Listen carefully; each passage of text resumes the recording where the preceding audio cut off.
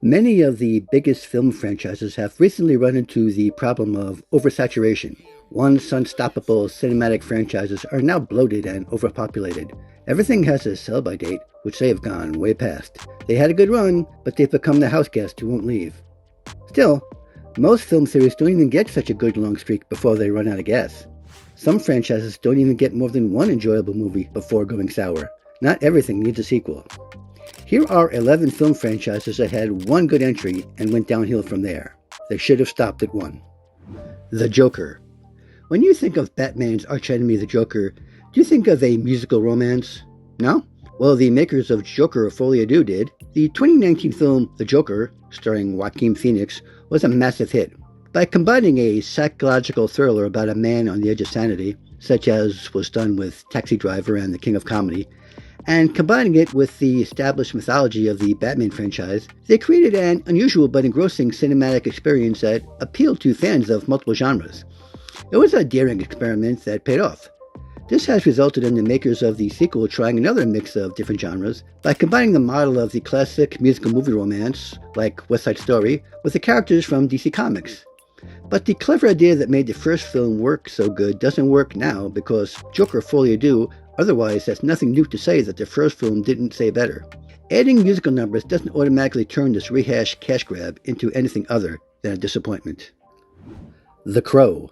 The 1994 film adaptation of The Crow, starring young Brandon Lee, an up-and-coming star, was an excellent action horror film with great insights about grief, loss, anger, and revenge. Lee gave a touching performance as a man who lost everything, including his life, and can't rest in peace. But what's really sad is how disappointing all the follow-ups to this film are. There have been several sequels and remakes, and none of them could fly the way the original did. The Crow, City of Angels from 1996. The Crow Salvation in 2000. The Crow Wicked Prayer from 2005. And this year's latest reboot, as well as the 1998 TV series The Crow Stairway to Heaven, prove the series should not have been resurrected after the original. None of them capture the death metal style, deep emotion, and grandiloquent philosophy of the first.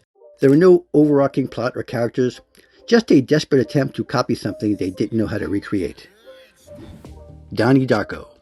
Donnie Darko is a clever cult classic that leaves you thinking and wondering when it's done. The sequel, S. Darko, just makes you wonder why they made this thing. If you saw the original, you'll be disappointed with the follow-up. If you haven't, you'll be clueless. The plot of the sequel, which follows the sister of Donnie from the first movie, is basically a rehash of the 2001 cult classic without its cleverness or originality.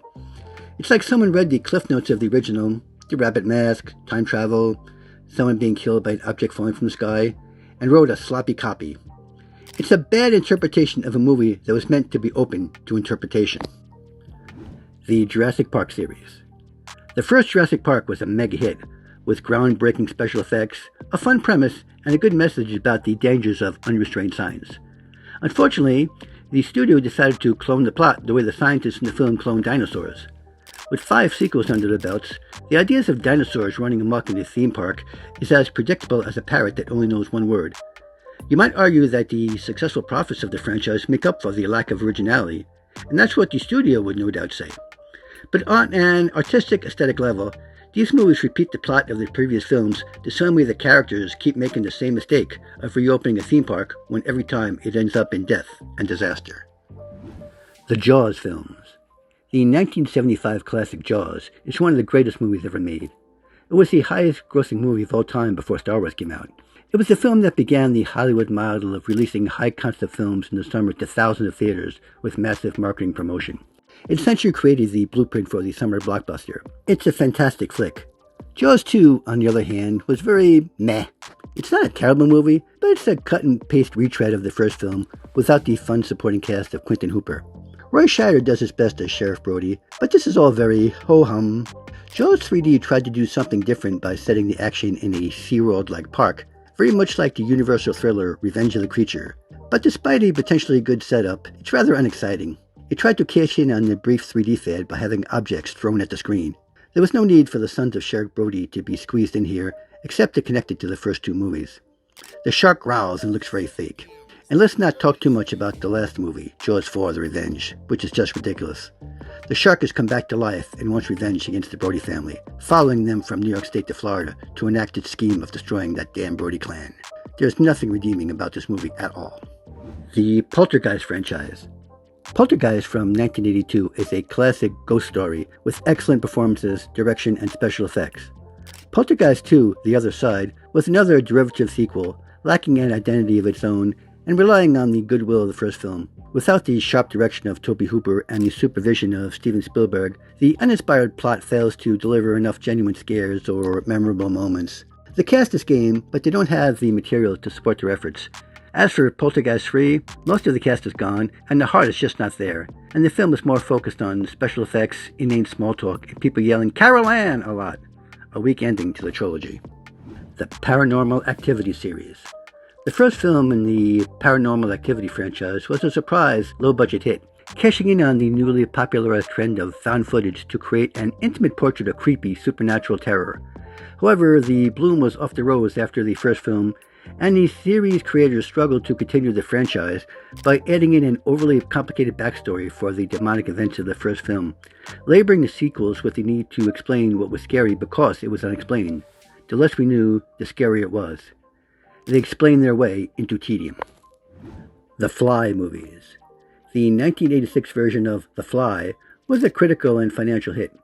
Its marketing tagline, "Be afraid, be very afraid," became a pop culture meme.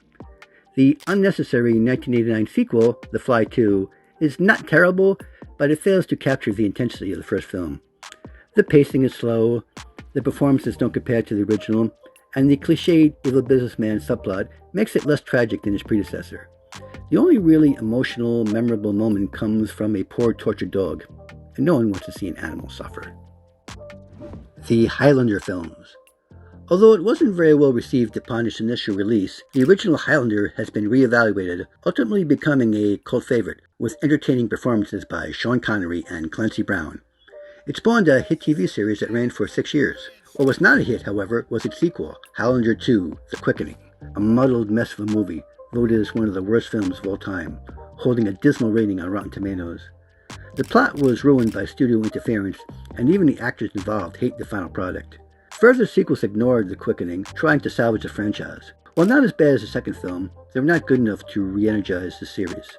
To paraphrase the catchphrase of the Highlander franchise, there should have been only one. The RoboCop movies.